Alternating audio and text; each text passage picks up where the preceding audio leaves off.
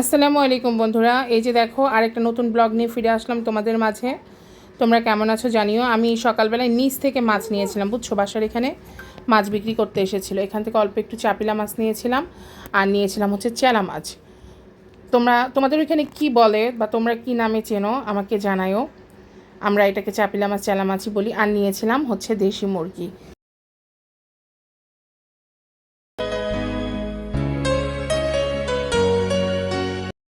অনেক দিন পর আজকে নিহার আব্বু নামাজে যাচ্ছে। অনেক অসুস্থ ছিল, আল্লাহকে আস্তে আস্তে সুস্থ করছে। তোমরা সবাই দোয়া করো যেন ওই সুস্থ হয়ে যায়। আর দেখো আমার হেল্পিং হ্যান্ড মাছগুলো কাটতেছে। ওর কাটা হলে আমি রান্না করব। ও শুধু মাছটা কেটেই দিবে, আমি ধুয়ে নিব। আচ্ছা যাই হোক, এই যে ও মাছটা হচ্ছে আমাকে কেটে দিয়েছে। আমি মাছটা খুব ভালো করে একটু ধুয়ে নিই। আর ছোটো মাছ তো, ছোটো মাছ হচ্ছে অত মানে হাত দিয়ে কষলায় ধোয়া যায় না, গলে যাবে। সেজন্য আমি ঝুড়িতে নিলাম, ঝুড়িতে আমি মাছটা খুব ভালো করে ধুয়ে নিব। মাছটা ধোয়া হইলে, এই মাছটা আমি আর নিমি পছন্দ করি, বুঝছো।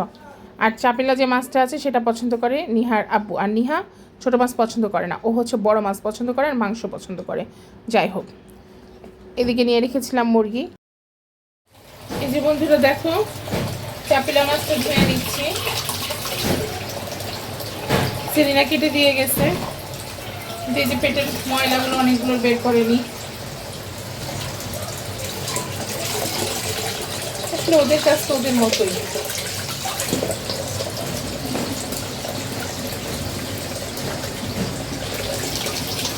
এগুলো সহ খেলে এক পা লাগবে না তরকারি। আর ওইদিকে আরেকটা ছোট মাছ চচ্চড়ি বসিয়েছি।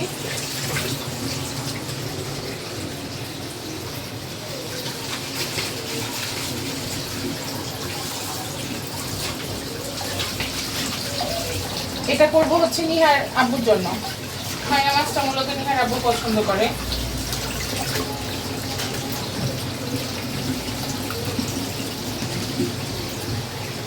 কালকেরই ছিল তেল, ওর মধ্যেই এগুলো রেডি করে করে রাখি।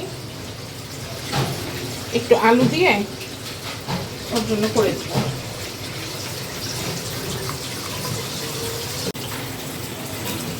পেঁয়াজ,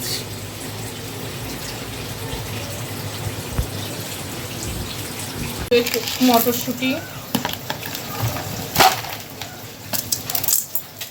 এই মটরশুঁটিগুলো ছিলে ভাপ দিয়ে আমি ডিপে রাখছিলাম।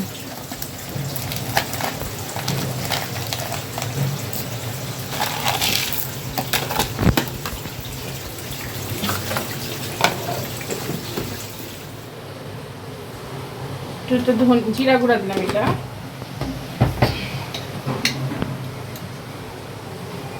একটু ধনে গুঁড়া,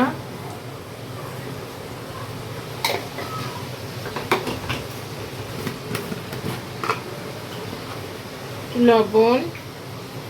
রোজার মাস, জানি না লবণ কেমন হবে, তবে পরিমাণে ঠিকই হয়, কোনো কিছুতে কম বেশি হয় না। নানি হ্যাঁ হ্যাঁ মাখিয়ে দিই।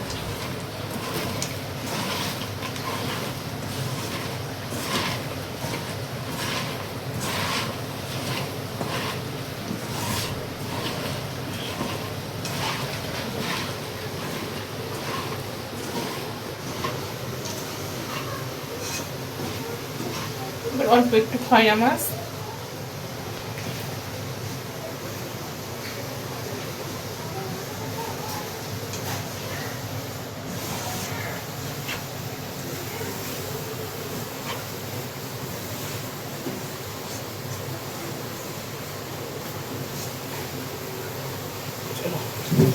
হাত ধোয়া পানিটা দিয়ে বসিয়ে দেব।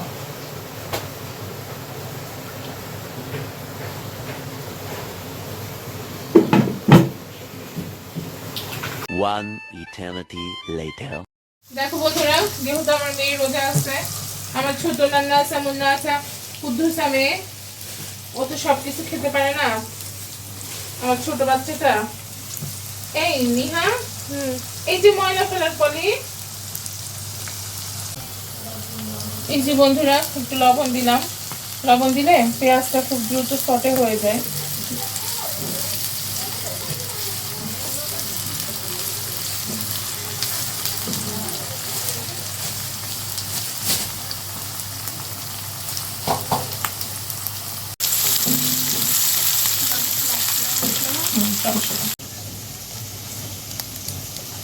আমার ডিমের খুলি পড়ে যায়, বুঝছো? সরো, যে কারণে আমি ডিমটা বাটিতে আলাদাভাবে ভেঙে নিই। এমনি সরো মা।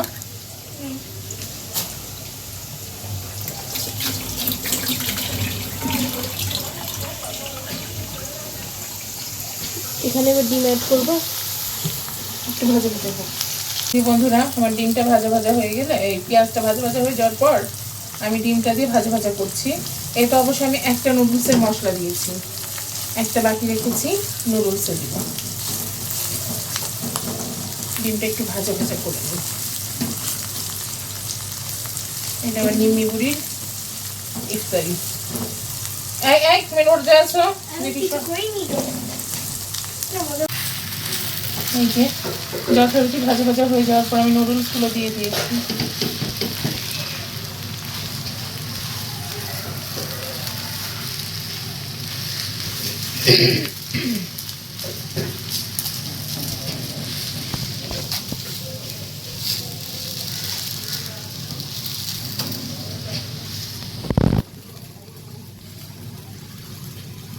মশলাটা ঢেলে দিলাম। চলো এবার একটু নাড়াচাড়া করে দিই। নিহার আব্বু, একটু লবণটা দেখে দাও।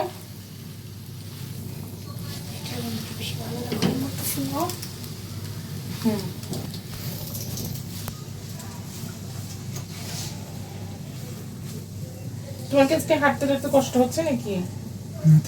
নাও নাও নাও নাও, তাড়াতাড়ি নাও। এই মুখে দিয়ে সাথে সাথে, ঠিক আছে?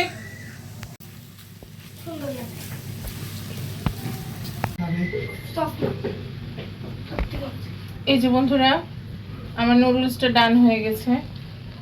দেখো কেমন হয়েছে তোমরা জানাবে। আমার নিম্মি বুড়ি এটা দিয়ে আজকে ইফতার করবে। যাক,